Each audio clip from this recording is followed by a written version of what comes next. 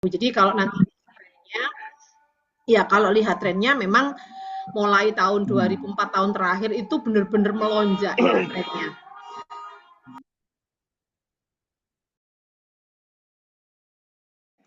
Jadi tren yang meningkat itu dibarengi memang dengan kesadaran dari korban itu untuk melaporkan ya. Jadi apa ya, isinya memang ada pergeseran perilaku dan juga adanya tren peningkatan itu tadi.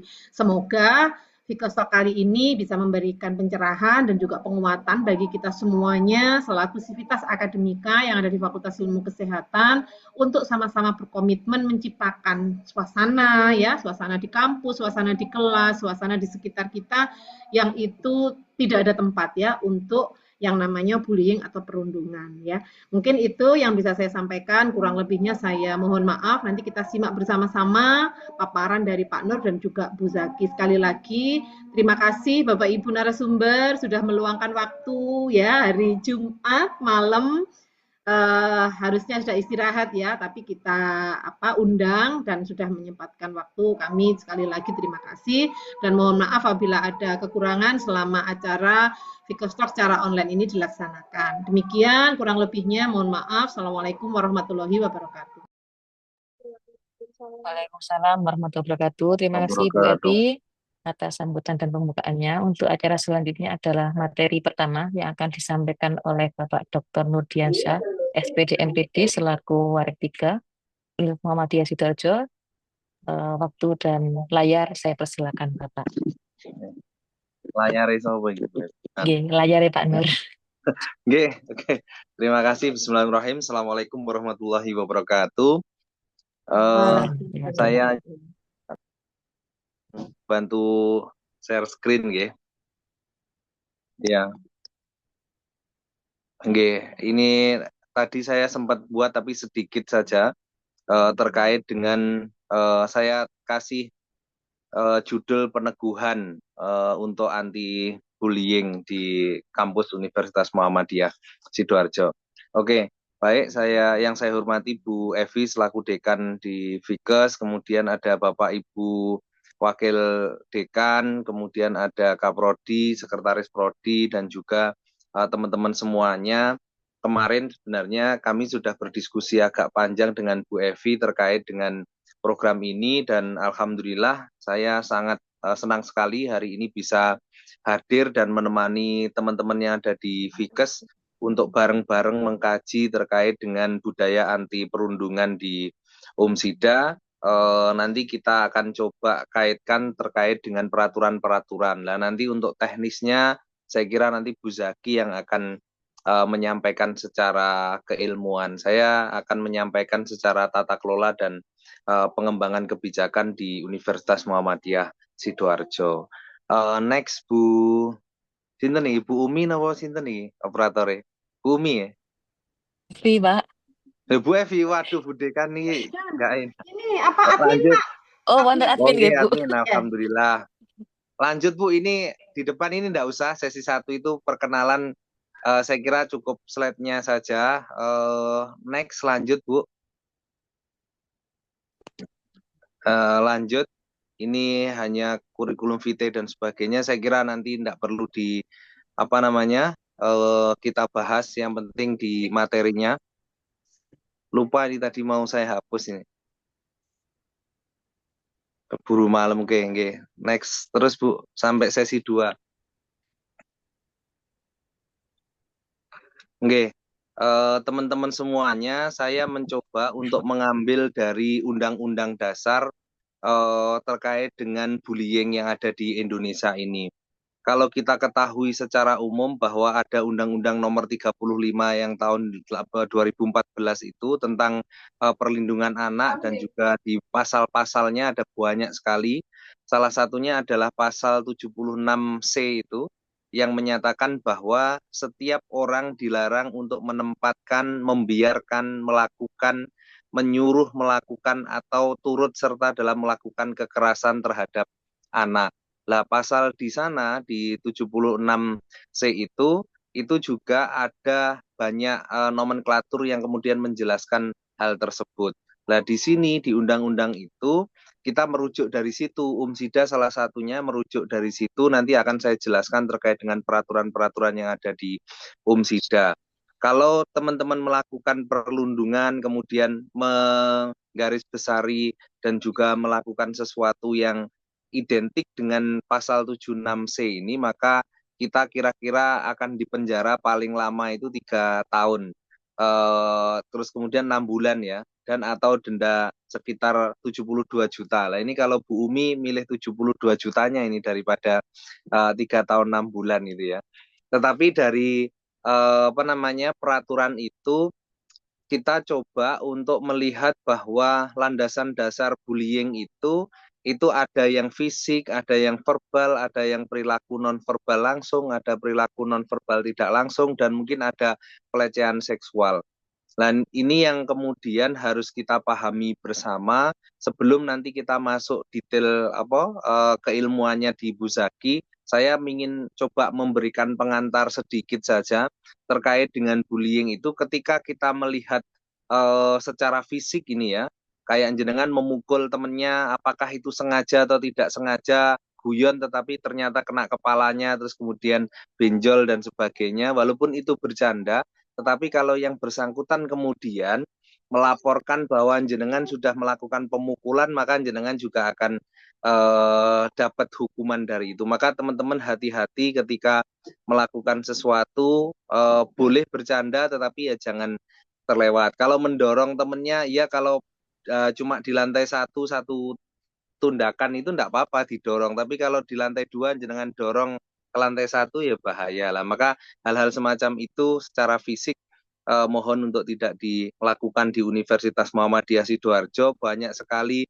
contoh-contoh perguruan tinggi, saya tidak perlu menyebutkan satu-satu, tetapi hampir di setiap berita itu setiap 1 minggu sekali, bahkan bahkan 3 hari sekali, kadang saya selalu mendengar berita-berita terkait dengan hal-hal itu, termasuk verbal itu ya, mengancam, titenono lek sampean nggak akan nggak temenan dengan saya, maka sampean tidak akan selamat. Kalau itu kemudian direkam, terus kemudian dari temannya direkam iseng, terus kemudian dilaporkan, maka Anda juga hati-hati. Maka hal-hal semacam itu menurut saya perlu kita pahami selaku sivitas akademika, tidak hanya sebatas mahasiswa, tetapi juga regulatornya. Regulatornya siapa? Maka Kaprodi, kemudian Sekretaris Prodi, Kemahasiswaan mungkin, dan juga dekan, wakil dekan, saya kira termasuk rektorat juga harus memahami ini dengan baik. Maka kita tidak diperkenankan untuk melakukan hal-hal semacam itu. Nah, itu yang kemudian harus kita jaga betul-betul. Nah, kalau ini perilaku nonverbal, contohnya adalah kita seumpama ini mungkin ibu-ibu yang cocok ini ya, menempelkan ekspresi yang merendahkan. Ini saya enggak bisa ini. Mungkin Bu Umi yang cocok untuk ekspresi itu. Saya enggak bisa ini. Kalau mengejek dan sebagainya mungkin bisa ya. Nonverbal juga seperti itu. Jangan contoh diajak ngomong diem aja.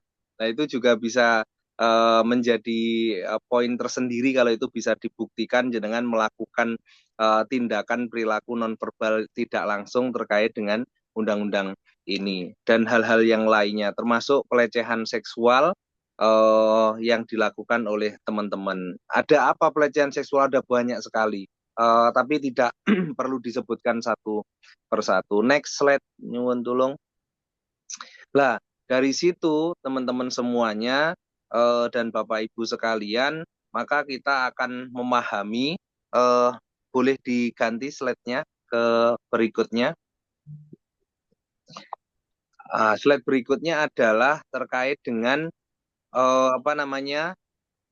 SK, penetapan Satuan Satgas Pencegahan dan Penanganan Kekerasan Seksual.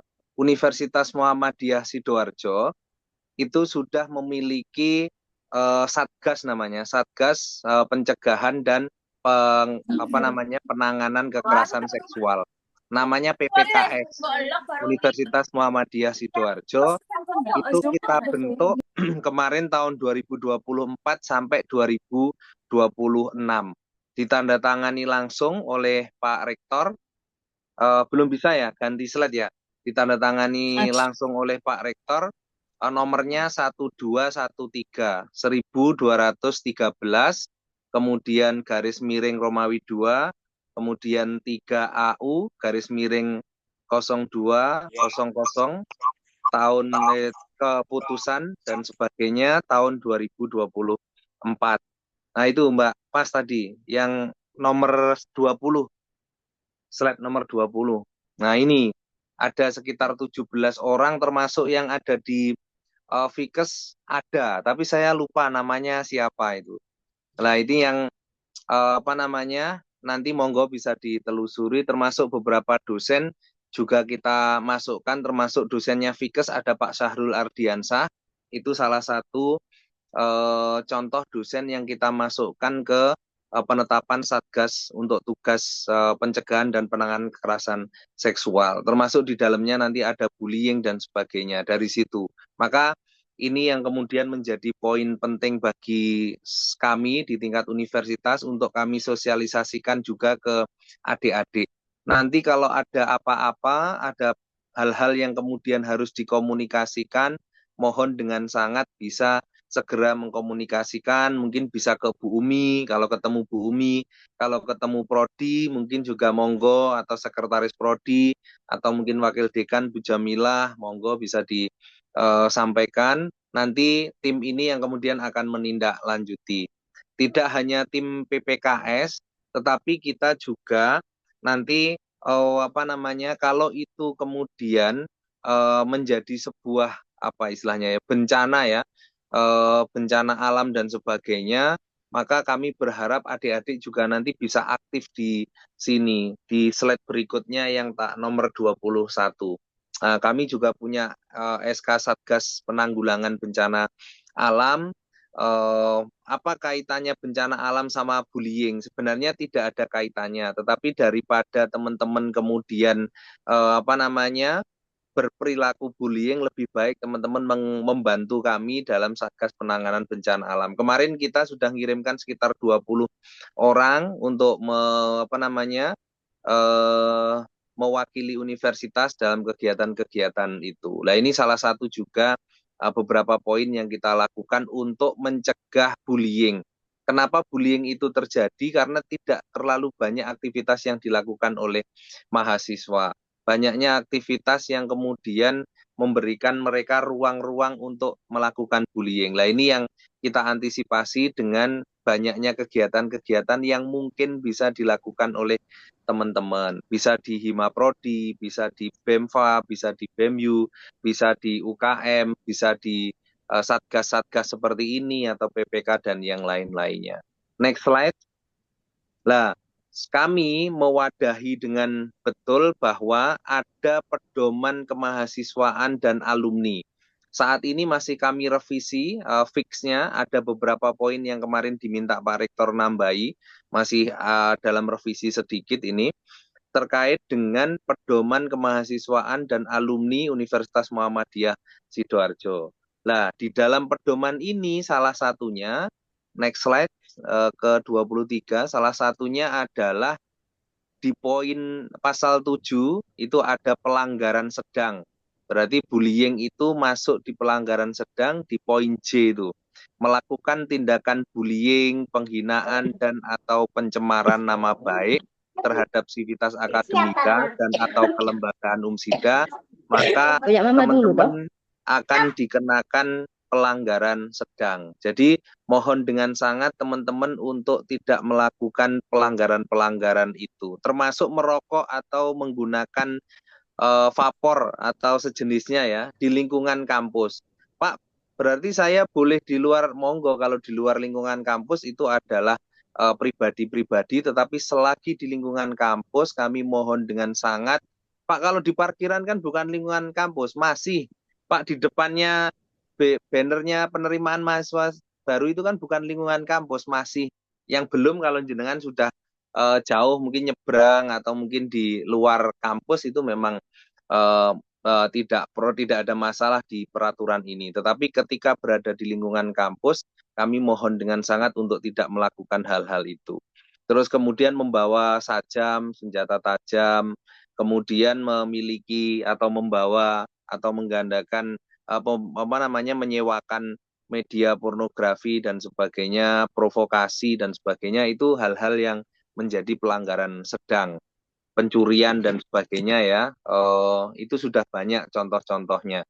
Nah, kemudian di bawahnya itu di pasal 8 itu adalah pelanggaran berat.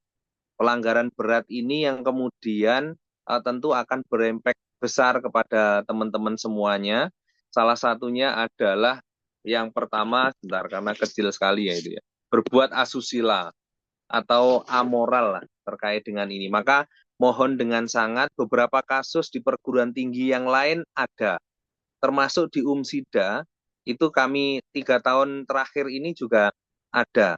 Tetapi untungnya tidak terlalu parah, dalam tanda kutip, tidak dilakukan di kampus, tetapi di luar kampus. Walaupun itu di luar kampus, impact-nya ternyata tetap di kampus. Kami yang kemudian harus bertanggung jawab untuk menyelesaikan persoalan itu, baik kepada keluarga yang laki-laki maupun keluarga yang perempuan. Karena status mereka tetap adalah mahasiswa Universitas Muhammadiyah Sidoarjo. Kami berharap mahasiswa-mahasiswa Fikes tidak ada yang melakukan pelanggaran-pelanggaran berat ini. Nanti juga akan kami sosialisasikan ke seluruh mahasiswa kalau pedoman ini sudah fix. Ada 3 poin kalau tidak salah kemarin yang harus diperbaiki. Nah, itu yang masih kami perbaiki. Next slide. Kemudian yang di bagian keempat, itu ada penegakan tata tertib dan etika. Jadi kami mohon dengan sangat adik-adik nanti untuk bisa berkolaborasi dengan kemahasiswaan di fakultas maupun universitas untuk bisa menegakkan etika-etika yang ada. Ini poin-poin pentingnya, ada 4 poin itu. Terus kemudian next slide. Nah, ini yang mau saya contohkan dulu sebentar. Nah, contoh ini asli real ini. Saya yang di WA jam 04 pagi itu ya. Mahasiswa alhamdulillah bukan mahasiswa Fikes nggih Bu Evi. Alhamdulillah bukan mahasiswa Fikes karena saya tidak pernah ngajar di Fikes. Ada tulisannya PK, DTJ, TMN2, KPN, MSUK, KLZ, KMI, tanda tanya. Nah, gitu. Itu jam 1:00. Jawaban saya ya di bawahnya itu. Saya jawab jam 4, waktu pas mau subuh itu, saya tulis auah gitu aja. Saya jawab seperti itu. Karena bukan berarti kami tidak mau ya teman-teman semuanya, tetapi teman-teman harus melihat ketika berkomunikasi dengan dosen, dengan tenaga kependidikan juga harus tahu waktu. Jangan jam 1, jam 2 malam mereka istirahat, kita WA. Habis saya jawab itu, saya WA. Mohon besok ketemu dengan saya gitu. Cuma tidak saya deskripsikan di sini. Saya kasih peraturan-peraturan ini saya juga sampaikan dan yang bersangkutan alhamdulillah bisa menerima dan meminta maaf. Jadi mohon nanti di Fikes juga bisa dijalankan seperti itu, etika komunikasi. Kemudian etika berpakaian. Kalau kita lihat di di foto itu ya, kita lihat foto itu kira-kira masih etik atau enggak itu fotonya itu, masih bagus atau tidak. Kalau itu orang Jawa berada di rumah, kemudian di tetangga dan tetangga kanan kirinya enggak ada problem. Tetapi kalau jenengan seperti itu ke kampus, kira-kira problem atau tidak? Problem, gitu nggih. Kalau jenengan kemudian kuliah juga seperti itu, kira-kira problem atau tidak? Masih problem, mesti akan jadi problem. Maka teman-teman juga harus tahu ketika berpakaian pun juga universitas sudah punya peraturan, maka lakukan peraturan itu dengan baik. Begitu juga ketika etika kesopanan dan sebagainya. Kalau ketemu Bu Evi paling enggak ya salim, cium tangan wolak-walik itu ya yang saya contohkan.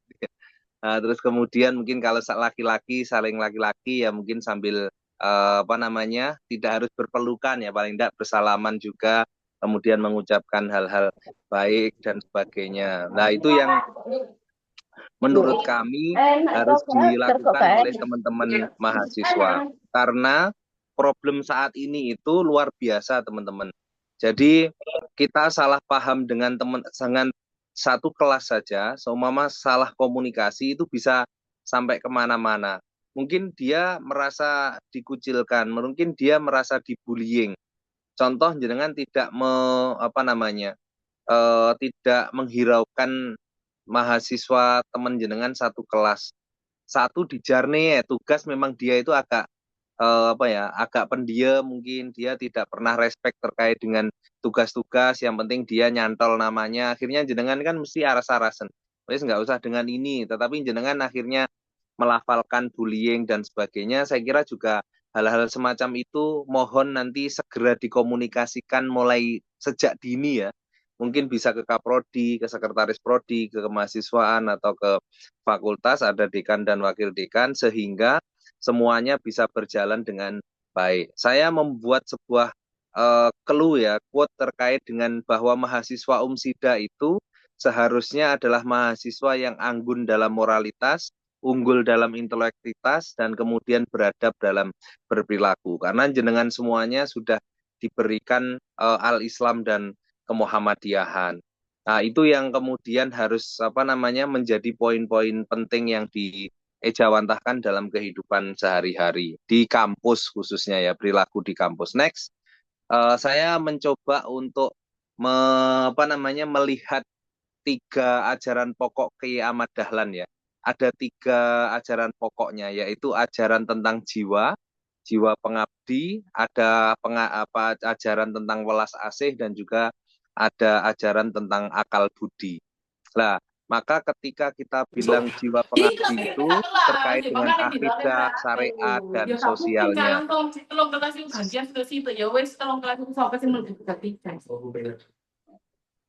Fatimah, Oke. Oke, saya lanjutkan ya. Maka yang berikutnya, ketika jiwa pengabdi kita sudah ada, akidah kita bagus, syariat kita bagus, termasuk Zoom ini tadi, saya sebenarnya mengamati Bu Evi berapa kali bahwa di kakno kameranya. Kalau teman-teman kemudian tidak membuka dengan tanpa alasan ya, kecuali panjenengan memang dalam keadaan darurat, saya kira tidak ada problem. Tetapi kalau tidak, kemudian jenengan tidak melakukan, maka sebenarnya akhlak kita juga kurang baik. Jiwa pengabdi kita terhadap persyarikatan ini mungkin terkait dengan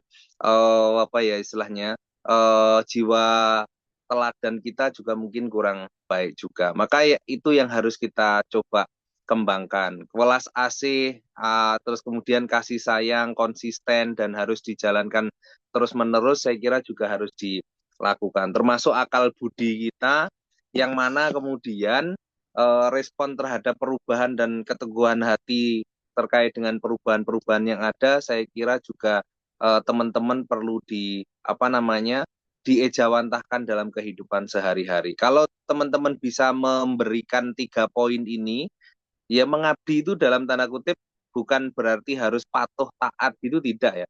Tapi mengabdi itu apa yang baik, apa yang benar kita lakukan dengan ajaran yang ada. Karena kita bagaimanapun agama Islam kita, khususnya Muhammadiyah, punya pedoman dan ajaran yang luar biasa. Kiai Haji Ahmad Dahlan mengajarkan Al-Ma'un itu sudah berapa kali dan sudah berminggu-minggu hanya ngomongkan Al-Ma'un saja terkait dengan welas asih dengan fakir miskin dan sebagainya. Itu karena tidak hanya diajarkan tetapi harus dibuktikan dengan kenyataan. Maka kita coba juga untuk berperilaku yang sama seperti Kiai Haji Ahmad Dahlan dalam pengembangannya. Next, selanjutnya. Nah, saya mengutip sedikit saja. Ini surat Al-Baqarah ayat 83 itu dinyatakan sana bahwa saya langsung to the point. Dan bertutur katalah yang baik kepada manusia. Janganlah kamu menyembah selain Allah dan berbuat baiklah kepada kedua orang tua, kerabat, anak yatim, dan orang-orang miskin. Dan bertutur katalah yang baik kepada seluruh manusia. Saya kira ini poin penting bahwa kita diminta untuk tidak sombong, kita diminta untuk tidak takabur, kita diminta untuk saling baik antara sesama dan sebagainya. Ini adalah landasan yang harus kita wujudkan. Saya melihat di sana ada beberapa hadis. Salah satunya saya ambil dari Rawal Imam Malik itu ya. Pelajarilah dahulu akhlak dan adabmu sebelum mempelajari ilmu. Jadi panjenengan ilmune jado koritek tapi lah adabe dan akhlaknya nggak bagus, saya kira juga tidak akan menjadi orang yang baik. Jika ilmu itu didapatkan dengan cara belajar, maka adab diperoleh dengan cara berguru. Ini penting sekali bahwa kalau ilmu itu jenengan cukup belajar sendiri itu bisa. Tetapi kalau adab dan yang lainnya jenengan Satu saya harus tinggal minta pemilihan. contoh, harus Satu. memberikan contoh dan kemudian belajar dari orang lain. Nah, maka di situ saya ingin bahwa adik-adik semuanya harus berperilaku dengan baik, harus sesuai dengan adat yang ada dan yang lainnya. Next, langsung ke yang berikutnya, slide berikutnya. Ini saya ambil satu saja, bahwa dalam hadis itu Imam Syafi'i mengatakan man aroda dunya falaihi bil ilmi wa man arodal akhirah falaihi bil ilmi. Jenengan harus menggunakan ilmu itu dimanapun. Lek jenengan mau sukses di dunia juga harus ilmu, menggunakan ilmu. Sukses di akhirat juga harus menggunakan ilmu. Keduanya juga harus dengan ilmu. Kalau jenengan mau dinaikkan derajatnya, yang di bawahnya itu, yarfa'illahul ladina amanu, lek jenengan pengen naik derajatnya, maka jenengan juga harus memiliki dua kriteria. Yang satu adalah orang yang beriman, orang yang memiliki akhlak yang bagus, dan yang satunya adalah orang yang berilmu. Maka jenengan akan dinaikkan derajatnya. Saya kira itu poin-poin penting. Next, satu slide terakhir, yaitu etika adalah soal hati dan pikiran. Nah, di sini maka saya ingin menyampaikan bahwa etika itu memang bukan hanya sekedar perilaku, tetapi ini adalah soal hati dan pikiran apa yang kita lakukan selama ini, yang kemudian harus saling terintegrasi satu dengan yang lainnya. Saya kira itu saja dari saya. Mohon maaf bila ada salah kata, tetapi saya inginkan konklusinya bahwa adik-adik menyadari kampus ini adalah kampus yang besar, kampus Islam yang kemudian memiliki al-Islam kemuhammadian yang diterapkan dengan baik. Billahi sabil haq, fastabiqul khairat. Assalamualaikum warahmatullahi wabarakatuh. Waalaikumsalam warahmatullahi wabarakatuh. Terima kasih Pak Nur atas pemaparannya. Nggih. Untuk saya kira langsung mawon nggih nanti sesi tanya jawabnya di akhir. Untuk sesi berikutnya adalah materi oleh Ibu Zaki. Kepada beliau kami persilahkan. Matur nuwun. Suara saya terdengar jelas? Ibu, sampun Ya, terdengar Bu. jelas. Jelas, nggih. Baik, Assalamualaikum warahmatullahi wabarakatuh. Yang saya hormati Pak Warek, Bu Dekan, Bu Umi, Bapak Ibu Struktural Tendik, Divigas, dan teman-teman semua mahasiswa. Perkenalkan, nama saya Zaki, saya dosen dari psikologi. Teman-teman, Bu Zaki itu kalau ngajar hampir nggak pernah ngomong aja, jadi interaktif dua arah karena kita akan sama-sama belajar. Karena tadi Bu Evi sudah berkali-kali menyampaikan ayo open kamera, boleh Bu Zaki juga minta open cam karena kita akan lebih banyak diskusi. Ngantuk kalian kalau nanti itu kita bicara teori-teori ya. Kita diskusi teman-teman, mohon bisa open cam atau kita interaktif ya. Bisa berinteraksi dua arah begitu. Boleh begitu nggih, Bu Umi, Bu Evi, mohon izin. Nggih, monggo. Oke. Oke, teman-teman, kalian ngerasa nggak sih kasih ya Bu Zaki ya, enggak santai. Teman-teman merasa nggak sih suka bingung maunya apa sih sebenarnya gitu? Suka seringkali tidak menemukan makna, kenapa saya harus begini, kenapa saya harus begitu. sering bingung apa yang harus dilakukan gitu ya, sering merasa kosong gitu. Ada yang bisa berbagi dengan Bu Zaki, kenapa kok begitu? Ada yang merasa begitu atau ada yang mau cerita, enggak Bu Zaki, hidup saya penuh dengan makna, saya tidak pernah merasa kosong.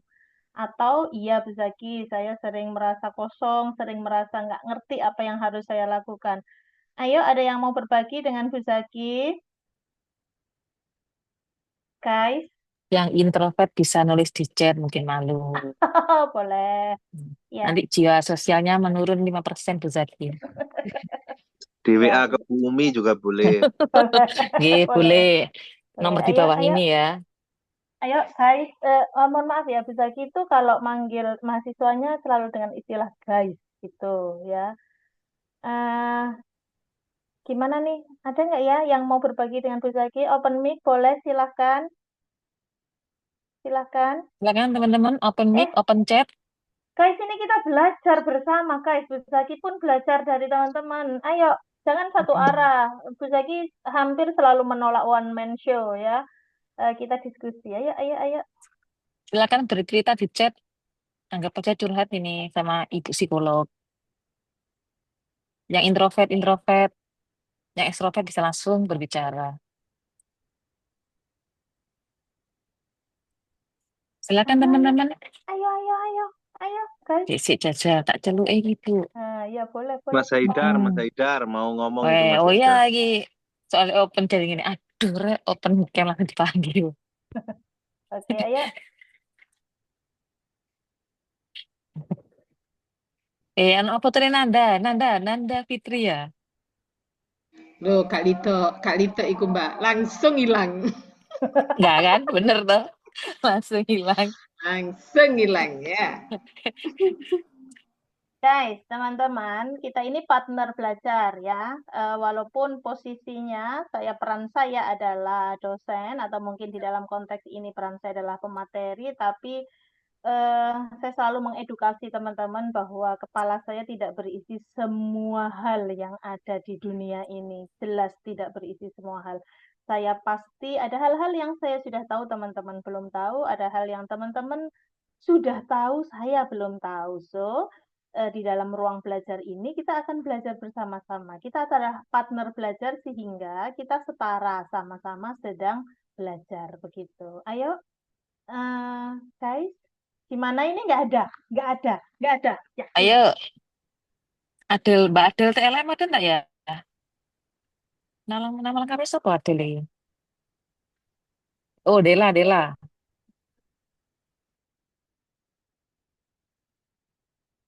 Wah, Bu Umi nge-freeze. Bu Zaki, Ya. kalau gitu saya taruh aja di ruang pleno Oh, Bu enggak ada. Zaki. Iya. Ya Pak Ner ya. Jadi Diskusi. hadir semua di ruang pleno gitu ya, mau nggak mau kan. Cocok itu. Gitu ya. Cocok. Ya, tapi kan semuanya lagi sibuk. Ujian akhir praktikum Pak ini. Nah, Oh nggih. iya. Nah, jadi kesibukan UAP-nya tetap jalan ya, update informasinya juga tetap jalan ya. Iya. Bu Umi, silakan Bu Umi dipilih salah satu. Diacak aja. Sudah Ye, membuat pekerjaan. mungkin bisa bercerita. Tince. Halo Tince.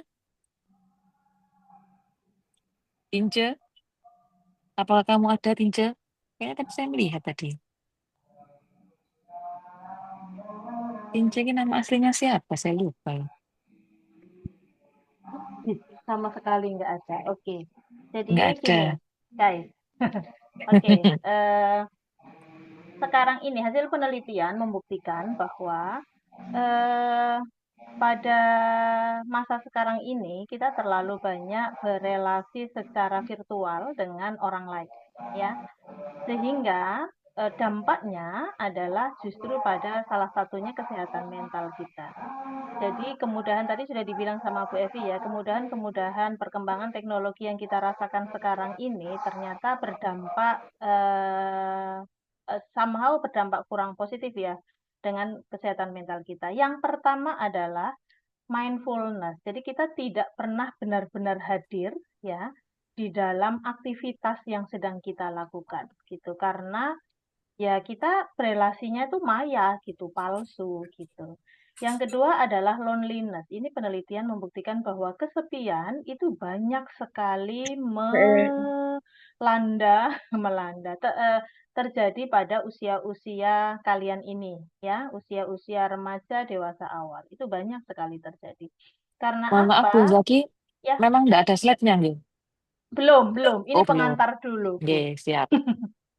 Oke, karena saya cuma mau menyampaikan bahwa karena nanti bahasan bullying ini salah satunya adalah dengan empati, sementara empati itu syarat utamanya adalah mendengar dan hadir untuk memperhatikan gitu ya, untuk kemudian kita bisa memberikan pertolongan baik kepada korban maupun pelaku, maka salah satu karakteristik pribadi yang harus dimiliki oleh teman-teman adalah satu empati, kemampuan mendengar, kemampuan memahami. Nah, masalahnya adalah kita dibesarkan dengan teknologi yang kita itu nggak bisa benar-benar hadir gitu. Ya, kayak sekarang ini mungkin teman-teman off cam karena sambil lalu gitu, sambil mengerjakan apa sehingga pemaknaan kegiatan ini tuh maknanya apa sih? Kenapa saya harus hadir? Apa yang bisa saya dapatkan, saya lakukan? Apa mendukung pertumbuhan diri saya yang sebelah mana? Itu jadi kurang kita dapatkan, gitu teman-teman. Jadi semoga walaupun teman-teman off cam ya, mostly off cam, tapi teman-teman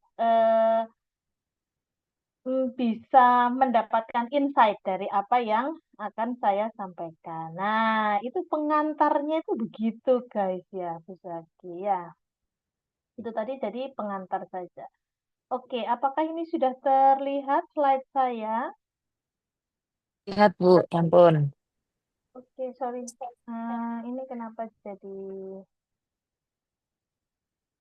ya? Nah, teman-teman, bullying ini adalah satu topik yang Bu Zaki yakinlah sudah sangat familiar, sudah sangat banyak dibahas gitu ya. Tapi lebih banyak kita teman-teman mungkin membaca pembahasannya dari sisi korban gitu ya. Nah, hari Nggak ada. ini saya juga akan membahas dari Oke, sisi pelaku, jalan selain Cak dari Wocoy. sisi korban. Kenapa sih orang bisa jadi pelaku gitu? Kenapa orang bisa jadi korban? Nah, fenomena yang juga sekarang ini banyak terjadi di kalangan remaja dan dewasa awal itu adalah KDP, kekerasan dalam berpacaran, teman-teman ya. Jadi ini angkanya terus meningkat gitu ya, kekerasan dalam berpacaran ini, dan banyak sekali diteliti. Saya meneliti satu kekerasan dalam berpacaran pada remaja yang korbannya itu mostly adalah perempuan, begitu. Tapi ini informasi saja ya, bahwa kita sangat mungkin karena kondisi tertentu kita sangat mungkin menjadi korban, dan karena kondisi tertentu pula kita sangat mungkin menjadi pelaku gitu ya. Nah, eh, ini adalah angka kejadian bullying ya di Indonesia. Tahun 2020 itu dilaporkan 119 kasus. Bu Zaki yakin angkanya sebenarnya, realnya, angkanya jauh di atas ini. Gitu ya. Kemudian meningkat menjadi berapa itu? 241 kasus ya di tahun 2023, dan saya juga yakin ini angkanya pasti jauh di atas ini karena kalau merujuk pada pengertian bullying itu ada relasi kuasa, itu seringkali kita menemui korban yang takut untuk melapor gitu karena dia berada di bawah tekanan atau berada di bawah kekuasaan pelaku gitu. Nah, ini adalah angka di SMP, SMA, dan SMK ya. Bahkan fenomena saat ini bullying itu sudah terjadi di sekolah dasar, bayangkan ya. Di SD itu sudah banyak sekali dilaporkan kasus-kasus bullying gitu. Ya, mahasiswa juga. Malahan mahasiswa itu banyak juga yang selain bullying tadi yang sudah disebutkan Pak Nur, fisik, verbal, psikologis gitu ya. Ada juga kan sekarang fenomena cyberbullying itu yang juga sudah banyak sekali dibahas gitu ya. Nah, saya tadi mengakses ada data ya yang mengatakan bahwa bullying ini adalah faktor terbesar ketiga yang menyebabkan orang bunuh diri. Faktor penyebab ketiga ya. Selain sakit dan orang maksudnya meninggal ya karena sakit atau kecelakaan. Faktor ketiganya adalah bullying. Ini adalah fenomena yang tidak bisa kita biarkan begitu saja gitu ya. Nah, saya banyak berharap pada mahasiswa, siapapun mahasiswa, ya, karena mereka adalah agen perubahan gitu ya. Kita perlu bersama-sama untuk doing something untuk bisa memperkecil angka-angka atau meminimalisir fenomena yang terjadi gitu. Saya sebenarnya berharap sangat banyak kepada teman-teman, ayo kita berkolaborasi gitu untuk melakukan sesuatu untuk menyikapi fenomena-fenomena ini, gitu ya. Nah, ini tadi sudah dijelaskan. Yang perlu saya tekankan di sini adalah bullying itu menggunakan kekuasaan, jadi relasi kuasa ya, untuk menyakiti orang atau sekelompok orang sehingga korbannya merasa tertekan, trauma, dan tidak berdaya. Jadi ada power ya yang digunakan untuk menekan orang lain. Begitu. Nah, di dalam bullying itu ada 4 peran. Yang pertama adalah pelaku, gitu ya. Kemudian yang kedua adalah korban. Yang ketiga adalah eh, dia tidak melakukan, tapi dia ikut di dalam memberikan penekanan gitu. Jadi dia kayak ini loh, apa biasanya pelaku itu kan segerombolan orang gitu ya. Yang jadi aktornya satu doang, yang lain ini ya hanya ngerame-ngeramein aja gitu. Tapi yang lainnya nggak ikut gitu sebenarnya, tapi berada di dalam satu barisan dengan pelaku. Nah itu ada peran ketiga dan yang kemudian yang peran terakhir adalah peran netral ya. Jadi dia bukan pelaku, bukan juga korban. Nah, kali ini Bu Zaki akan menjelaskan dari sisi pelaku dan korban ya. Nah, ini peran pelaku bullying itu biasanya pelakunya itu biasanya agresif. Punya konsep positif terhadap kekerasan. Jadi ketika dia melihat kekerasan atau melakukan kekerasan, itu dia merasa puas, dia merasa dia adalah orang yang hebat gitu ya.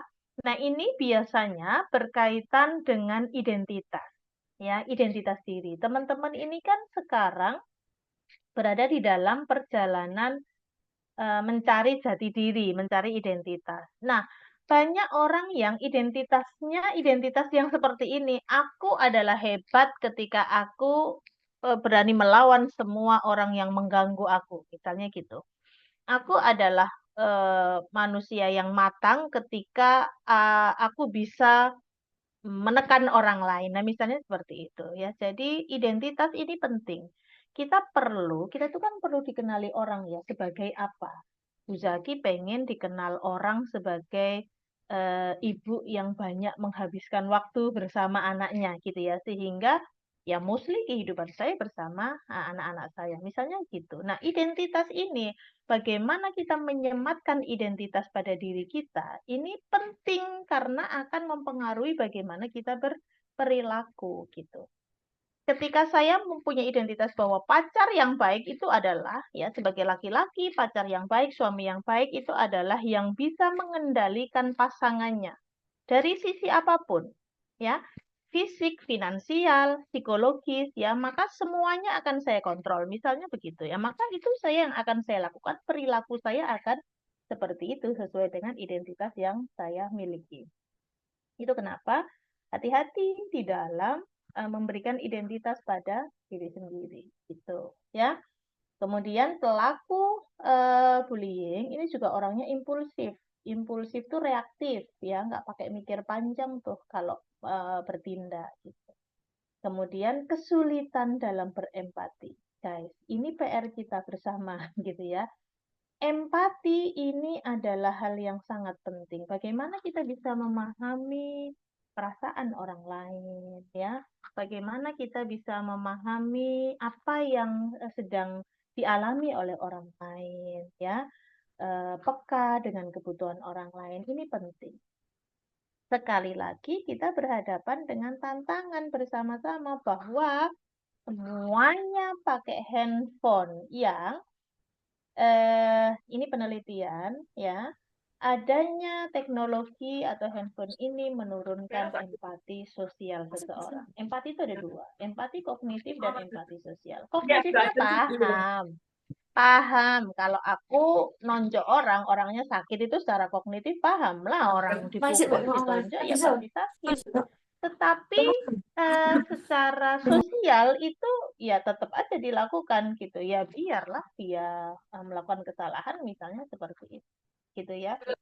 Jadi sekali lagi empati ini adalah sesuatu yang penting ya. Maka teman-teman walaupun mostly aktivitasnya teman-teman ini bersama handphone, usahakan teman-teman tetap berrelasi secara nyata, tetap bisa memberikan punya satu circle nyata ya, bukan circle virtual ya guys, circle nyata yang itu bisa mendukung tumbuh kembangmu secara psikologis. Orang itu kan semakin bertambahnya waktu semakin bertumbuh dan berkembang gitu ya, jadi lebih wise, lebih positif, lebih bijaksana gitu ya. Nah, carilah pertemanan nyata yang bisa mendukung pertumbuhan itu. Karena apa? Dengan berelasi secara nyata itu ya kita akan tahu interaksi secara nyata gimana, tahu gesturnya bagaimana. Beda kalau kita WhatsAppan ya kan?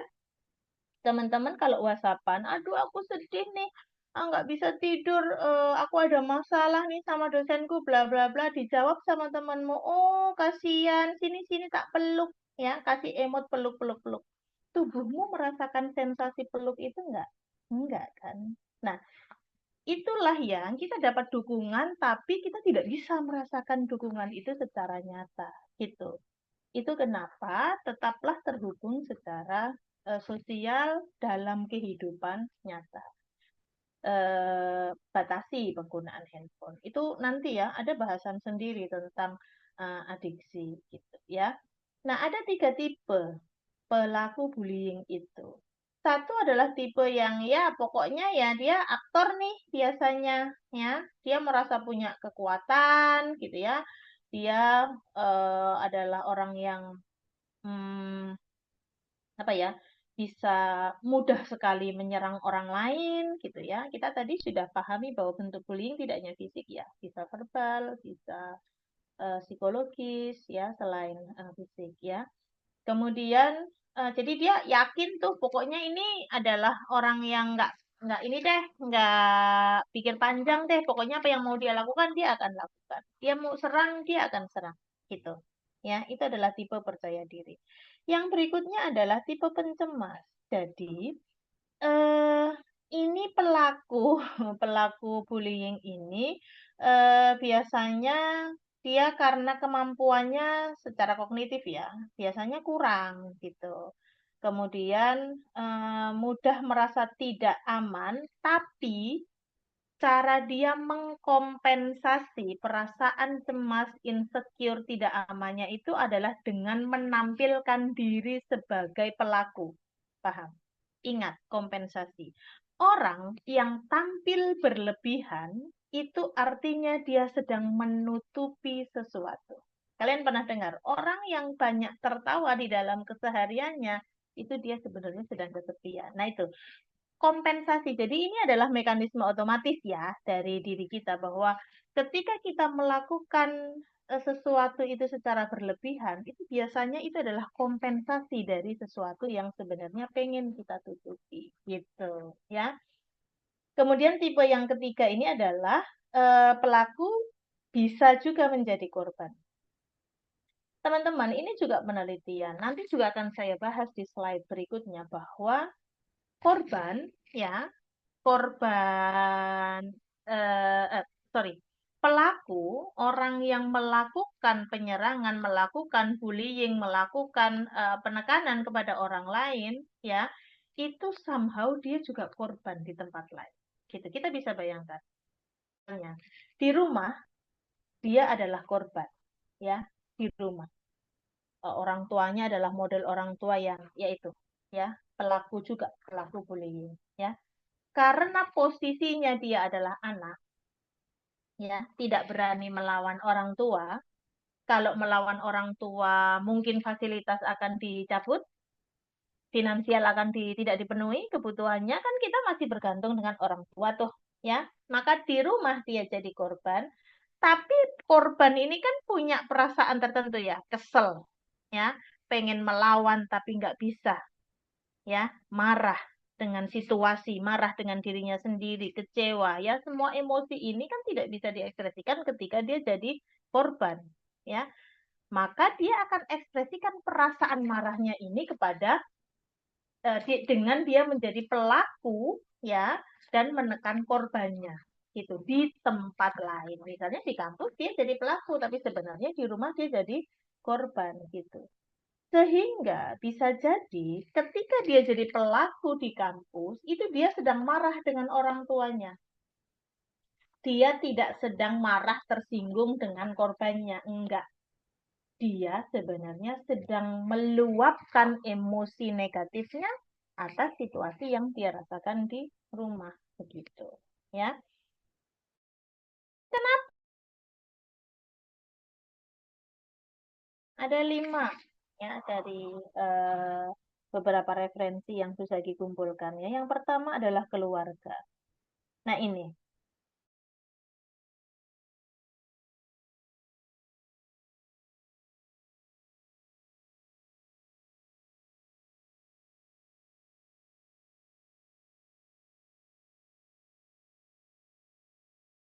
lakukan prevensi.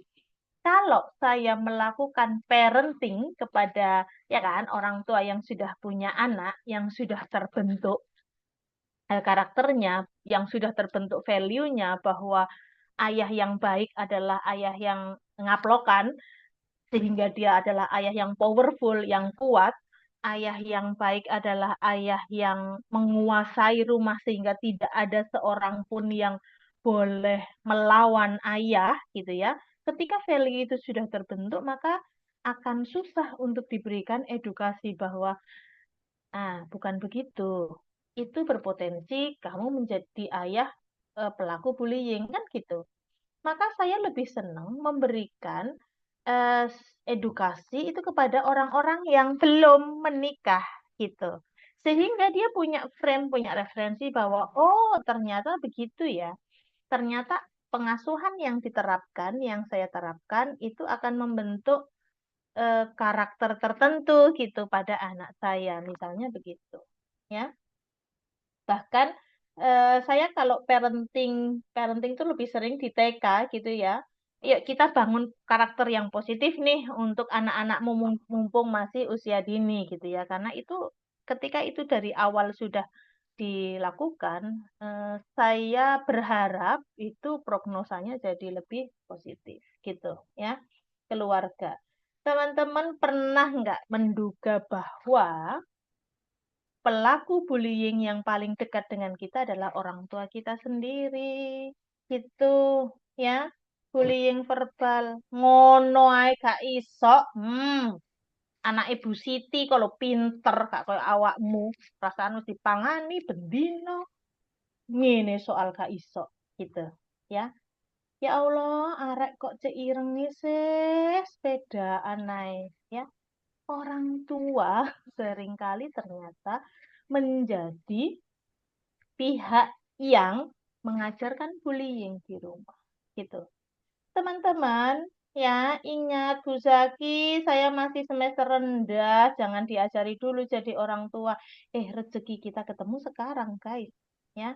Jadi sekaranglah Bu Zaki akan menyampaikan bahwa apa yang kita sampaikan, ya, apa yang kita biasakan di rumah itu akan jadi value pada anak, akan Ya, jadi sebentar, karakter tertentu gitu pada anak. Maka hati-hati ya.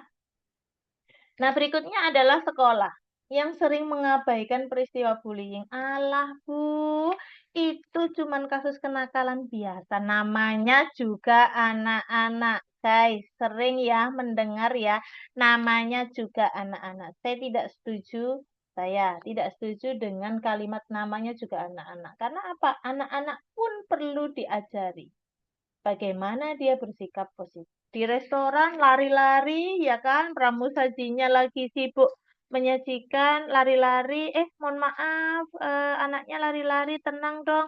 Namanya juga anak-anak, nggak apa-apa. Di rumah sakit harusnya tenang ya. Anak-anak lari-larian, teriak-teriak, ketawa-ketawa, dibilangnya nggak apa-apa, namanya juga anak-anak. Anak-anak bagaimanapun harus diajari bagaimana bersikap baik dan menempatkan diri. Gitu ya. Jadi saya sungguh senang sekali Umsida sudah memiliki tim gitu ya. Artinya Umsida memberikan perlindungan dan ada kebijakan-kebijakan yang sudah ditandatangani, yang sudah disepakati gitu ya untuk memberikan perlindungan, memberikan apa ya, rasa nyaman gitu ya kepada pihak-pihak yang mungkin menjadi korban bullying karena paham apa yang kemudian bisa melindungi dia. Gitu ya. Kemudian kelompok sebaya, teman-teman, usia kalian ini adalah usia di mana teman itu lebih seru daripada orang tua di rumah. Ya, somehow ada yang berpikiran begitu karena orang tuaku terlalu jadul, nggak paham apa yang aku lakukan tuh nggak paham, kuno banget ya. Teman-teman lah yang lebih paham ya, lebih klik gitu kalau sama teman-teman. Curhat sama teman itu lebih menyenangkan daripada curhat dengan orang tua karena kalau curhat dengan orang tua langsung diomelin. Bu, tadi lo nilaiku UTS elek. Lah ngono iku lo ya, kok iso nilainya elek gitu. Ya, baru ngomong satu kalimat orang tuanya sudah langsung memberikan pernyataan-pernyataan gitu. Ah, nggak seru lah, serunya sama teman aja gitu ya. Tapi untuk teman-teman sebaya itu kenapa saya tadi menyarankan temukan circle yang positif, yang mendukung tumbuh kembang kita. Karena begitu circle kita itu punya kecenderungan negatif, ya kita akan terbawa itu, gitu. Ya, bahwa ketika kita terbiasa berteman dengan orang yang menyelesaikan masalah dengan kekerasan itu nggak apa-apa, itu baik-baik aja, ya kita akan punya perilaku begitu, gitu. Ya, jadi hati-hati di dalam memilih teman. Kemudian lingkungan sosial ya, kondisi tertentu memang itu bisa menjadi pemicu ya, misalnya kemiskinan sehingga ada pemalakan. Kemudian tayangan eh, medsos, TV ya, yang kita dibanjiri dengan bahwa bullying itu dikemas di dalam satu hal yang lucu gitu, yang bisa ditertawakan gitu, yang dinikmati bersama-sama. Sehingga kita menganggap, oh itu berarti boleh gitu. Ya, kenapa kok anak-anak begitu? Karena anak-anak imitasinya sangat kuat. Kenapa kok kalian begitu? Ya karena itu tadi kalian merasa bahwa oh oke berarti boleh nih gitu. Ya, itu aja artis aja kayak gitu. Berarti aku juga begitu nggak apa-apa gitu ya. Menormalisasikan sesuatu yang salah itu kita perlu belajar untuk tidak melakukan itu gitu ya, sesuatu yang salah salah, siapapun yang melakukan salah salah gitu. Dosen melakukan salah ya, dosen melakukan tindakan bullying gitu, tapi kan itu dosenku ya, harusnya kan dia orangnya pinter ya, capable ya, harusnya enggak, berarti mungkin enggak sengaja dosenku melakukan itu, mungkin dia lagi ada masalah, enggak ada ya, siapapun pelaku salah salah gitu ya. Kemudian dampaknya ketika pelaku itu terus-terusan menjalankan peran sebagai pelaku, itu dampaknya seperti apa sih? Ya, yang pertama ya tentu dia akan semakin kesulitan mengendalikan emosi lah. Pengen marah, nah, langsung menyerang, ya kan? Ketika ada masalah, menyerang orang, melakukan kekerasan, ya, melakukan penekanan kepada orang lain. Dia tidak berlatih, ya, untuk mengelola emosinya. dia lebih pintar untuk mengekspresikan emosinya, which is itu menyakiti orang lain gitu. Ya, kalau dia masih punya perasaan kemanusiaan, ya dia akan menyesal.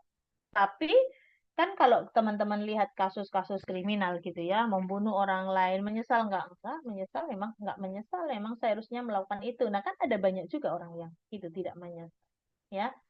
Kemudian yang berikutnya adalah isolasi sosial, nggak diboloi, ya, diasingkan. Kemudian ada stigma bahwa ini pelaku nih, orang yang jahat nih, nakal nih, apalah stigma gitu ya. Kemudian kesulitan dalam studi ya.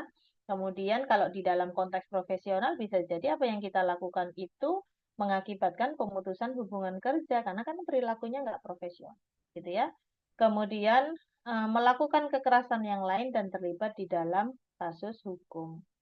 Nah, yang berikutnya adalah adanya isu kesehatan mental. Ya, jadi karena eh, pelaku ini besar dan tumbuh di dalam keluarga yang bermasalah, biasanya dia berada di dalam lingkungan yang juga bermasalah, maka sebenarnya dia sedang semakin memperburuk dirinya gitu ya, dengan menumpuk dirinya dengan masalah-masalah yang itu akan mengakibatkan gangguan mental. Begitu ya. Nah, Bu Zaki, tak pikir-pikir, tak ingat-ingat, kok rasanya saya ini jadi pelaku ya, Bu Zaki ya. Apa yang harus saya lakukan? Gitu ya. Yang berikutnya adalah kenali dampaknya, bahwa dampaknya bisa sangat besar. Tadi Pak Nur juga sudah menjelaskan dampaknya itu sebesar itu. Gitu. Ya, Bu Zaki 72 juta mah gampang, bisalah diusahakan. Hei, itu dampak finansial doang. Yang tadi Bu Zaki jelaskan kan dampaknya ada banyak. Gitu. Ya, berkaitan juga dengan masa depan yang tadi, kehidupan profesional, kesehatan mental, depresi, dan yang lain-lain. Itu dampak yang jangka panjang. Gitu. Itu yang harus dipikirkan. Yang berikutnya adalah melakukan intervensi psikologis. Teman-teman bisa misalnya menghubungi profesional, diskusi dengan profesional. Bu Zaki, saya malu nanti gimana ya kalau saya kena stigmanya orang, begitu orang tahu saya sebenarnya adalah pelaku gitu misalnya. Ya, teman-teman, intervensi psikologis ini memang harus dilakukan karena dengan begitu teman-teman akan ada kesempatan untuk diskusi dengan profesional gitu ya. Cari dukungan sosial ya, cari circle yang bisa membantumu untuk keluar dari situasi itu. Kemudian sebagai teman, tentu kita perlu memberikan penguatan positif bahwa dia sedang berusaha untuk berubah. Gitu, ya. Yang berikutnya adalah ajari dia untuk bagaimana menyelesaikan masalah yang efektif. Gitu. Kita ya, selama kita berada di dalam lingkungan yang tadi menyelesaikan masalahnya dengan kekerasan, ya kita akan selalu terbiasa dengan begitu. Tapi ketika kita berkumpul dengan banyak orang ya yang punya perspektif A, perspektif B, perspektif C, kita akan terbiasa untuk mengolah informasi. Oh, iya ya, ternyata solusi begitu bisa dilakukan. Oh iya ya begini. Oh iya ya begitu. Gitu. Ya. Jadi jangan kesendirian gitu ya, nggak suka berteman, Bu Zaki nggak mau berteman, udah saya mau sendirian aja. Enggak juga, karena kita akan hanya punya referensi satu aja, cara berpikir kita aja. Tapi ketika kita bersama dengan banyak teman yang lain, ya maka kita akan punya banyak referensi.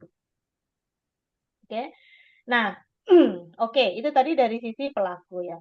Kalau dari sisi korban, gitu ya, karakteristiknya itu biasanya adalah memang model orang yang lemah gitu ya, sensitif, diem, nggak punya banyak teman gitu. Itu karakteristik korban.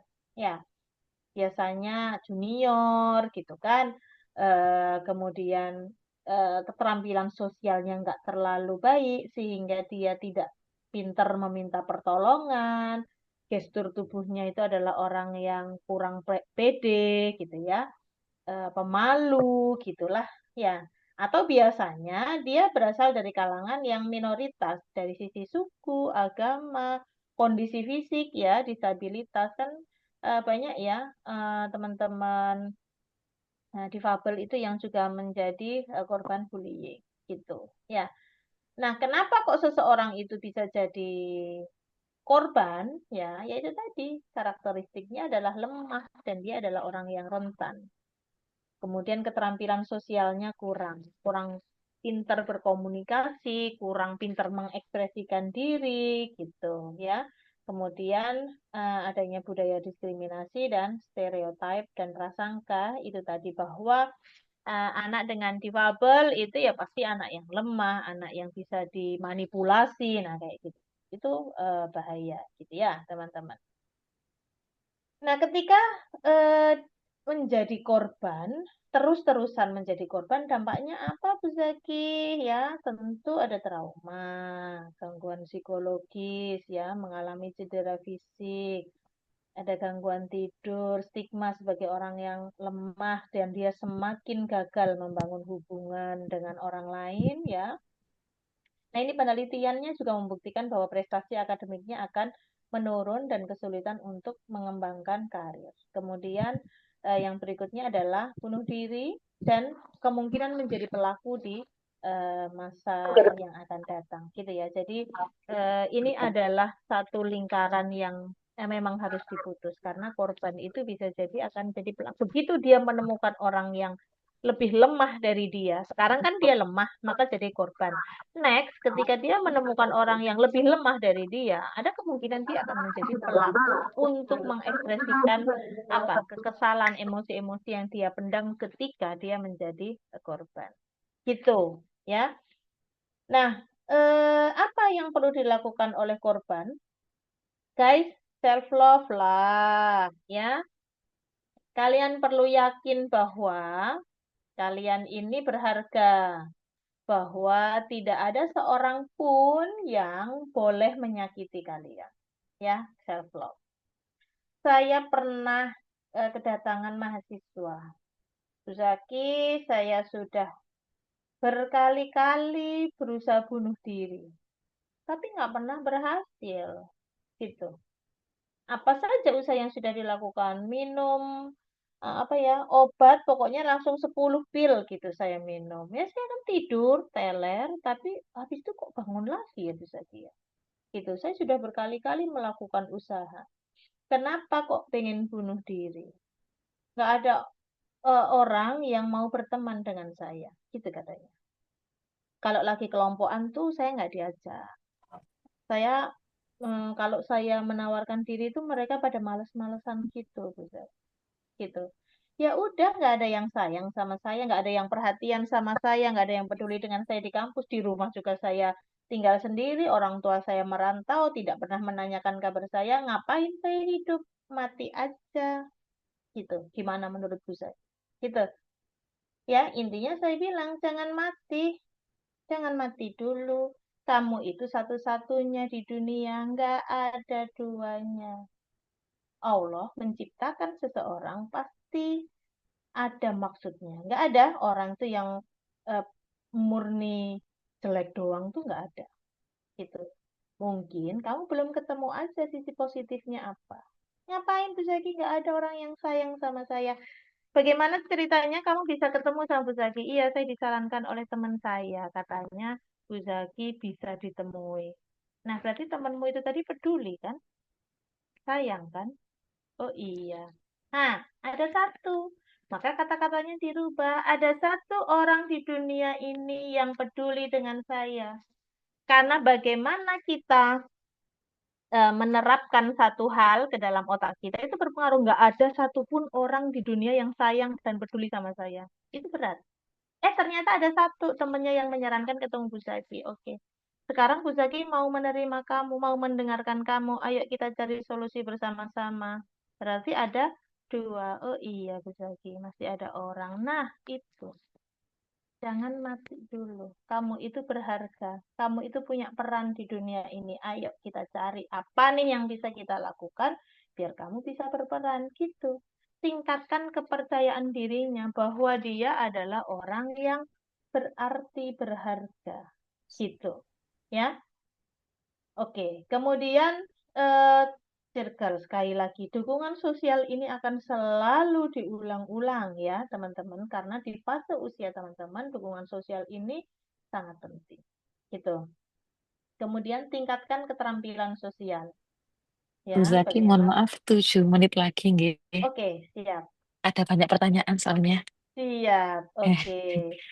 Ya, bagaimana berkomunikasi dengan orang lain, bagaimana berinteraksi dengan orang lain, itu penting. Gitu. Ya. Kemudian laporkan, tadi Pak Nur sudah memberitahu jalurnya, ya. Lindungi diri secara legal, tadi sudah ada aturan-aturan yang melindungi kita, dan kuatkan kesehatan mental. Teman-teman, konsep diri yang positif, ya, melakukan aktivitas yang positif, ya, yang meaningful, itu penting. Itu kenapa? Tadi saya bilang, kalian sering nggak sih kehilangan makna? Aku itu sakjane ngopo sih? Apa sih yang harus saya lakukan? Saya itu peran saya itu di dunia itu apa sih? Saya itu maunya apa sih? Temukan itu meaningful sehingga kalian berteman baik dengan diri sendiri gitu. Tahu apa maunya gitu ya. Nah, kemudian dukungan untuk korban, guys, empati. Empati itu ciri utamanya dengerin dulu ya. Aku sedih, aku di anu. Oh, oke. Kamu sedih ya udah gitu, nggak usah komentar lah awakmu sih salahmu dewi awakmu lelep gitu, jangan dikomentarin, dengerin dulu. Mirroring itu menyampaikan ulang apa yang dia sampaikan, itu empati ya. Berikan rasa aman, perkuat konsep diri, aktivitas positif, kampanye anti bullying, dan kalau diperlukan ya bawalah ke profesional, bisa ke psikolog, bisa ke psikiater gitu ya, gitu. Oke. Nah, teman-teman, tadi Pak Nur saya sebenarnya sudah menyiapkan bahwa kita itu harus berkolaborasi. Kampus perlu menjadi lingkungan yang aman untuk mahasiswa, tapi sudah dijelaskan oleh Pak Nur sehingga saya akan menjelaskan saja bagaimana kita bisa menciptakan lingkungan yang anti perundungan seperti tema besar kita hari ini. Yang pertama adalah kita harus sama-sama memahami tentang kesehatan mental, pentingnya kesehatan mental, dan bagaimana membangun suasana yang bisa mendukung terciptanya kesehatan mental gitu ya. Jadi kesehatan mental itu apa sih? Intinya gini, orang yang sehat mental itu adalah orang yang bisa berperan dengan baik sesuai dengan peran dia. Misalnya sebagai mahasiswa ya dia bisa mengerjakan waktunya mengerjakan tugasnya mengerjakan tugas, waktunya webinar ya dia bisa mengikuti webinar, waktunya praktek lapangan ya bisa praktek lapangan gitu ya. Kemudian dia memiliki emosi positif yang terus dia pelihara. Jadi lebih banyak emosi positifnya daripada emosi negatifnya. Happy, senang, menerima, bersyukur itu lebih banyak. Maka ketika kalian ya kok ngumpulin tugas telat, males-malesan kuliah gitu ya. Kemudian nilai turun, dapat teguran dari dosen, itu alarm. Ada apa nih saya? Ada masalah apa nih? Kesehatan mental terancam nih gitu ya. Jadi, orang dengan kesehatan mental tetap bisa stres. Bisa, guys. Stres itu kita rasakan tiap hari lah. As simple as saya mau pakai jilbab biru, ternyata bajunya yang siap baju kuning, belum disetrika. Sementara waktunya mepet kuliah, ya stres kan? Tetap bisa stres. Tapi orang dengan kesehatan mental yang baik tetap bisa menyikapi itu. Itu tidak menurunkan kualitas apa ya? Tidak menurunkan emosi positif yang dia miliki. Dia tahu apa yang harus segera dia lakukan. Nah, itu kesehatan mental. Nah, kesehatan mental ini harus dipahami individu juga komunitas kita nih di kampus gitu. Bahwa kesehatan mental itu penting dan kita perlu bersama-sama untuk membangun suasana yang mendukung terbangunnya kesehatan mental yang baik begitu. Saya selalu sarankan kepada mahasiswa saya, guys, sebaik-baiknya manusia adalah yang bermanfaat untuk orang lain. Jangan sampai justru kita menurunkan status kesehatan mental orang. Ya, justru kita yang menurunkan kualitas hidup orang. Karena kita mengejek, karena kita menyerang, karena kita sakit hati kemudian melakukan bullying. verbal, fisik.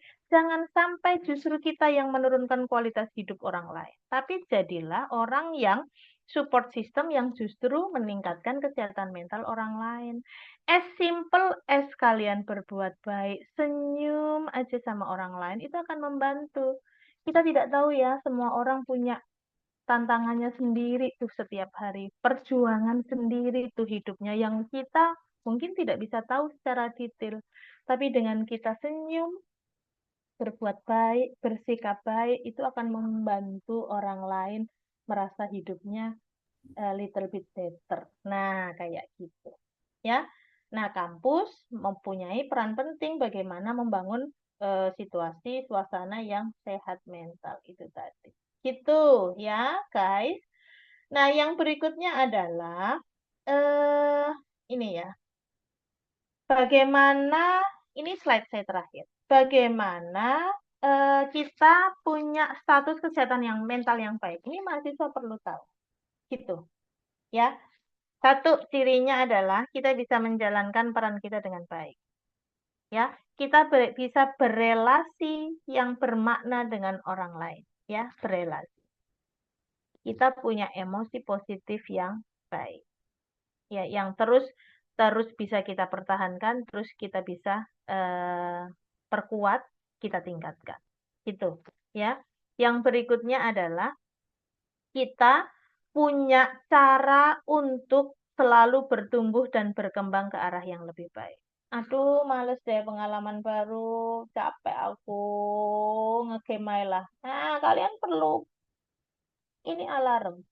Ada apa ya? Kenapa kok saya nggak eksploratif ya? Kenapa kok apa ya? Saya ini ke depan pengen berkembang jadi apa nih gitu. Itu perlu kalian orang dengan kesehatan mental yang baik bisa menemukan berbagai cara untuk mendukung pertumbuhan dan perkembangan dirinya ke arah yang gitu. Kemudian berikutnya adalah punya hubungan yang positif dengan Tuhan. Ya, ini spiritual.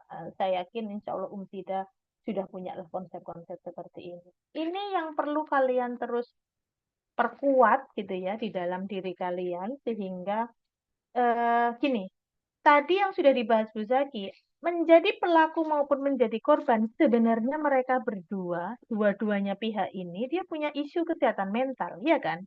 Pelaku, penelitian, pelaku itu punya tingkat depresi yang lebih tinggi daripada bukan pelaku. Ya. Sementara orang-orang korban ini punya peluang yang jauh lebih besar untuk mengalami gangguan psikologi. Ya, seperti tadi trauma, gitu ya. Dua-duanya punya isu kesehatan mental. Sehingga ketika kita punya status kesehatan mental yang baik, ya, maka kita bisa terhindar dari menjadi pelaku dan korban. Nah, kayak gitulah. Thanks ya. Dan kita perlu melibatkan kampus, juga rumah, ya, keluarga tadi sudah saya bahas ya, punya peranan yang sangat penting untuk kita punya konsep diri yang baik, ya, value yang baik, yang positif, termasuk kesehatan mental yang baik. Ini juga banyak dipengaruhi oleh keluarga. Nah, begitu. Ini boleh jadi slide saya yang terakhir. Terima kasih teman-teman. Kita akan lebih banyak di video. Oke, terima kasih Bu Zaki dan Pak Nur. Untuk selanjutnya langsung mau diskusi, nggih. Saya bacakan yang private chat dulu karena saya kira ini cukup penting karena ini private, jadi sepertinya saya akan menanyakannya secara anonim, nggih, Pak Nur dan Bu Zaki. Yang pertama, sebentar. Nggih, ini izin bertanya, Bu, tolong berikan solusi konkret untuk mengatasi pembulian di lingkungan kampus, terutama dari mahasiswa yang merasa paling ambisius. Mungkin dari Pak Nur dan Bu Zaki bisa memberikan solusi konkret, gitu. Monggo Pak Nur. Bu Zaki aja, saya mengikuti aja ini. Ini keilmuannya Bu Zaki, saya mendengarkan aja ini. Nanti kalau ada yang perlu saya tambahkan baru saya tambah. Nggih. Nggih. Monggo Bu Zaki. Nah, iya, bullying dari teman yang ambis ya. Iya ya, gitu ya. Nggih, betul. Mengatasi pembulian di lingkungan kampus terutama dari mahasiswa yang merasa paling ambisius, Bu. Oke. Satu, ya, yang perlu dilakukan adalah sampaikan bahwa kita itu butuh tadi keterampilan komunikasi itu perlu, keterampilan sosial itu perlu. Sampaikan, kalau mampu sampaikan secara asertif bahwa apa yang dia lakukan itu membuat kita tidak nyaman. Ya, sampaikan. Kalau punya kekuatan, ya kan? Kalau punya keberanian. Kalau enggak, tadi cara yang kedua, carilah dukungan sosial, teman-teman yang bisa mendukung, gitu ya. Siapa teman-teman nih yang bisa membantu saya untuk mengatasi hal ini, gitu. Satu, kalau enggak bisa dihadapi sendiri, dua, carilah dukungan sosial.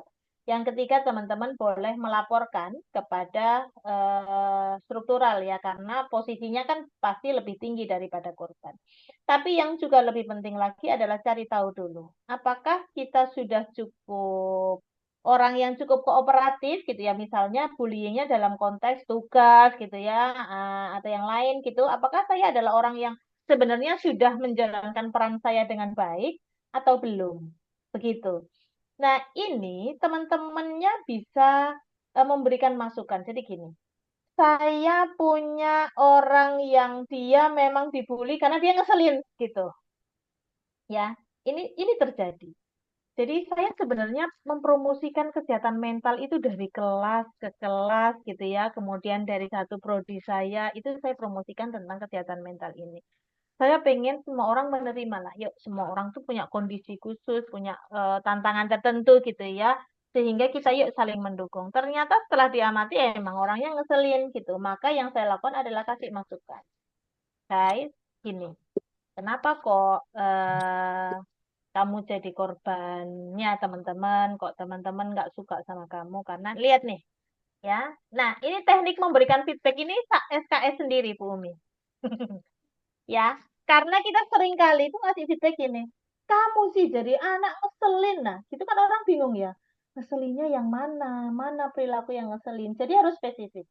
Kemarin pas mata kuliahnya Bu Zaki, saya lihat kamu melakukan lala-lala yang itu membuat temanmu tidak nyaman.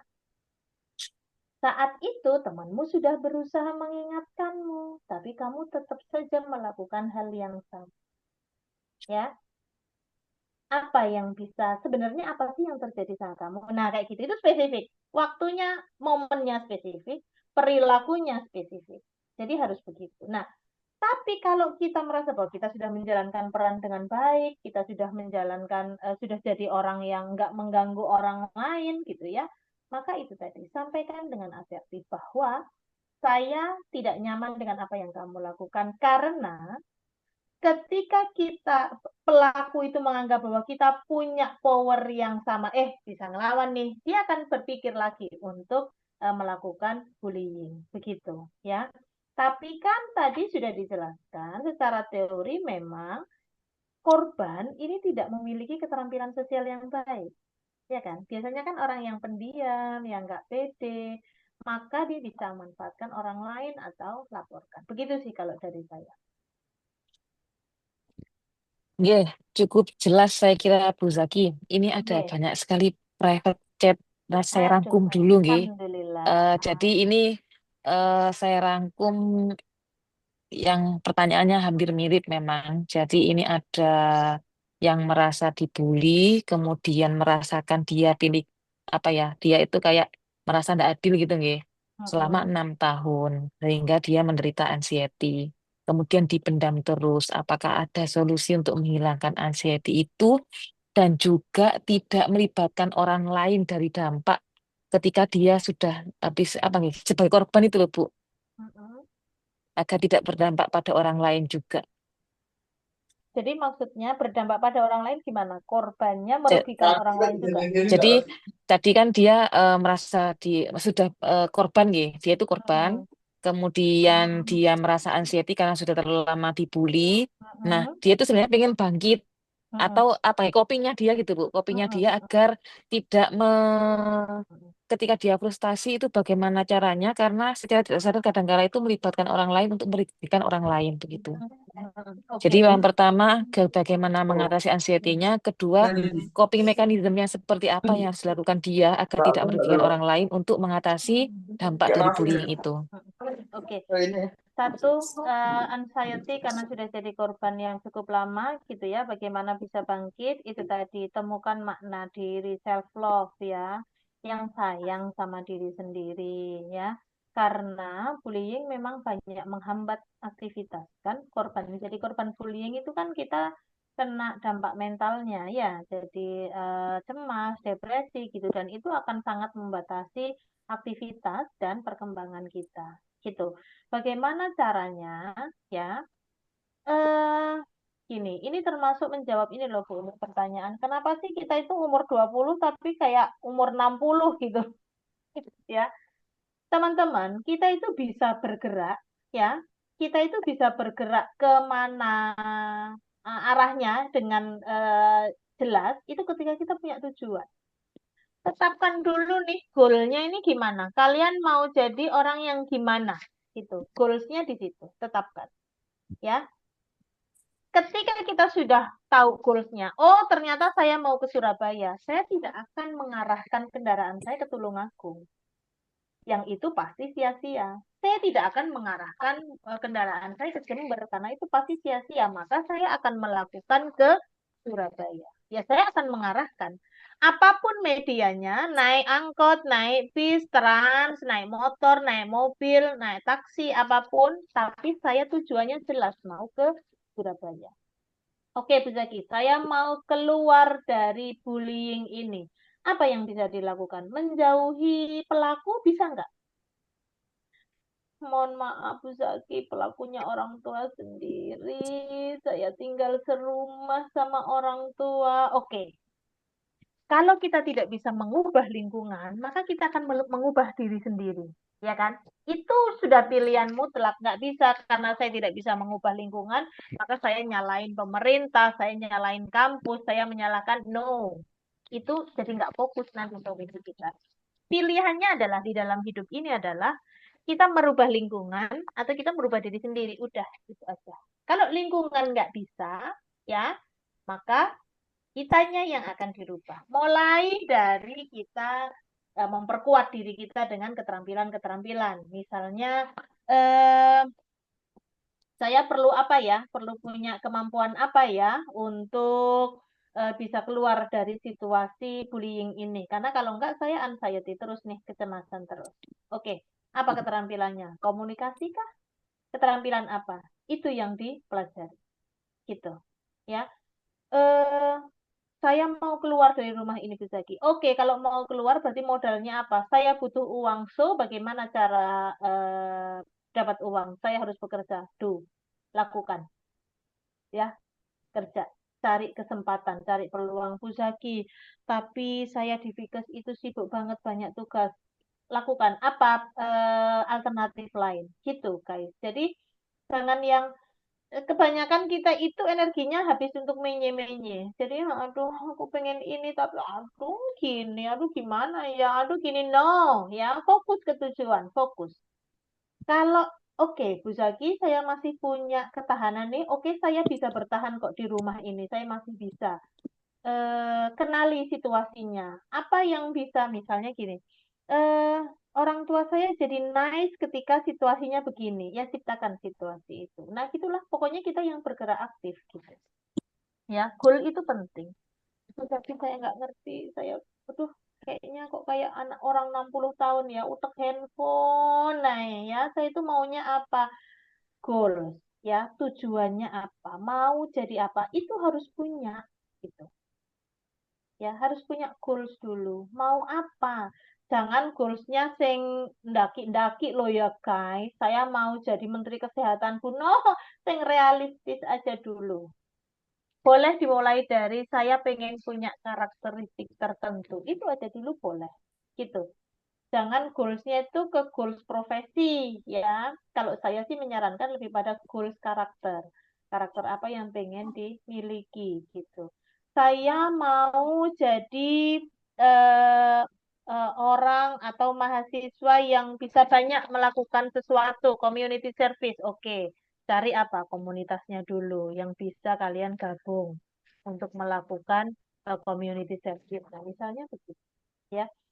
Ini juga tantangan kita bersama, guys. Bu Zaki dengan mahasiswa pun begitu, guys. Kalau liburan itu Mbok ya magang, ya.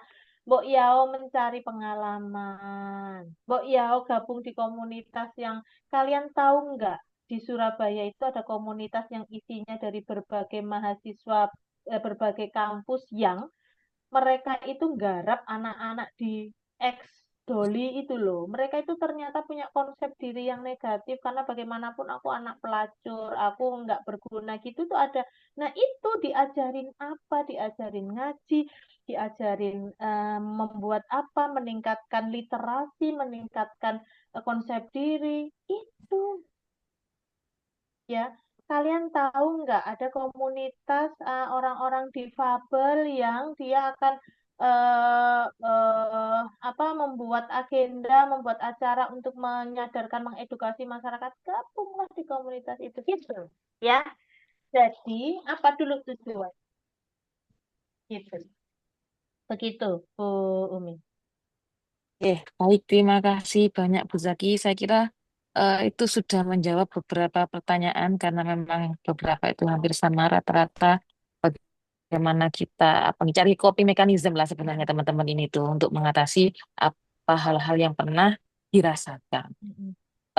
Karena waktunya sudah semakin malam gitu, nanti kita eh, sebenarnya masih banyak itu Japrian ada yang WA juga. Nanti Mm-mm. mungkin Bu Evi ada bahas yang lain untuk bisa mewadahi itu atau bagaimana saya juga kurang tahu yang bisa atau Bu Zaki membuka konsultasi Bu. Iya, gini teman-teman. Bu Zaki mengamati bahwa ada banyak sekali mahasiswa itu yang tidak punya tempat untuk bercerita, gitu ya. Karena satu trust issue. Bu Zaki, saya baru cerita satu kalimat yang temanku wis nyebar loh, sak prodi. Karena masalah orang itu adalah bahan gibahan yang menarik. Ya, karena telinga kita ini terkena sindrom entertaining yang kita bahasan yang kita sukai aja yang kita dengarkan sehingga ya gibah-gibah ngono ikulah sing kita dengarkan. Oleh karena itu Bu Zaki sangat terbuka kalau teman-teman mau bertemu dengan Bu Zaki diskusi. Karena kasihan, bukan kasihan gimana ya? Ya bingung juga kan kalau nggak tahu Bu Zaki mau cerita ke siapa. Oke, cerita aja ke Bu Zaki. Bu Zaki ada di kampus 3. Wow, jauh enggak. Kita bisa diskusi bersama. Bu Zaki tarifnya berapa? Tidak ada tarif untuk sama seorang yang sama-sama sedang belajar. Tadi sudah saya tegaskan kita adalah partner belajar, guys. Boleh temui Bu Zaki, nanti tanya nomor telepon Bu Zaki ke Bu Umi, boleh. Ya, asalkan saya tidak sedang ngapa-ngapain, ya seringnya nggak ngapa-ngapain sih. Itu kita bisa ketemu diskusi. Masak nasi Bu. Oke, begitu. Monggo silahkan dengan senang hati. Baik teman-teman, terima kasih banyak. Ini kalau sebenarnya sangat seru sekali diskusinya ini. Kalau saya melihat itu teman-teman sangat antusias dan pengen tahu lebih lagi karena memang permasalahan ini juga permasalahan yang lagi sering dialami para teman-teman yang saat ini Gen Z 0,5% yang mereka pura-pura untuk tegar nih Bu ya, apalagi yang generasi sandwich itu sudah nggak karuan sudah mentalnya. Mungkin teman-teman jika memang diperlukan tadi Bu Zaki sudah menyampaikan, saya kira yang paling inti itu gini. Tadi yang saya tangkap adalah jangan kalau dari Bu Zaki tadi itu gini, jangan langsung pengen mati dulu. Masih banyak yang lainnya perlu kalian kembangkan. Soto je enak, rek. Sego goreng apa malah je enak. Sop buntut apalagi masih enak. Banyak sekali keindahan-keindahan di dunia ini perlu dinikmati apalagi kalian masih muda-muda. Jadi tetap jangan patah semangat. Apapun itu ujiannya pasti ada solusinya. Karena kita di manusia ini selalu memang kalau manusia hidup itu selalu berkembang. Kalau nggak berkembang itu mati. Jadi apapun itu hadapi dengan semangat, dengan tegar. Ya meskipun rodok pura-pura senyum, ya. Saya kira itu untuk hari ini sangat menarik sekali. Jika memang teman-teman masih ada yang perlu didiskusikan atau mungkin yang perlu dicurhatkan, ya boleh japri ke Bu Umi. Insya Allah nanti tersimpan anonim, tidak ada apa namanya. Boleh nanti saya juga akan share ke Bu Zaki untuk ketika ada permasalahan-permasalahan yang seperti itu juga. Yang pasti jangan berikan kesempatan para pembuli itu untuk beraktivitas atau malah berdendang riah untuk berada di kampus ataupun di kehidupan kalian. Kalau kalian merasa terancam, silakan melaporkan tadi yang sudah dijelaskan sama Pak Nur tadi, nggih. Ada SK dan nama-namanya yang itu teman-teman bisa langsung menghubungi atau bisa melewati saya juga di kemahasiswaan nanti bisa dikasih terkait hal tersebut. Saya kira cukup untuk hari ini teman-teman. Tetap semangat, jaga kesehatan. Masa depan kalian masih panjang sekali dan sangat cerah. Masa depan karena sudah dari Fikes, Fikes itu hebat, berarti masa depan sudah di depan mata. Masa depan Anda cerah seperti secerah harapan mertua. Terima kasih dari saya. Mohon maaf untuk Bu Zaki, terima kasih Bu Evi dan Bapak Ibu eh, Kaprodi dan Sekprodi dan juga laporan dan teman-teman mahasiswa. Saya akhiri. Wassalamualaikum warahmatullahi wabarakatuh. Waalaikumsalam. Warahmatullahi wabarakatuh. Bu Zaki, terima kasih. Makasih Bu Terima kasih Evi. untuk semuanya. Terima kasih. Semuanya. Selamat Nggih. istirahat. Assalamualaikum. Waalaikumsalam. Waalaikumsalam. Saya end meeting for all ya. Yeay.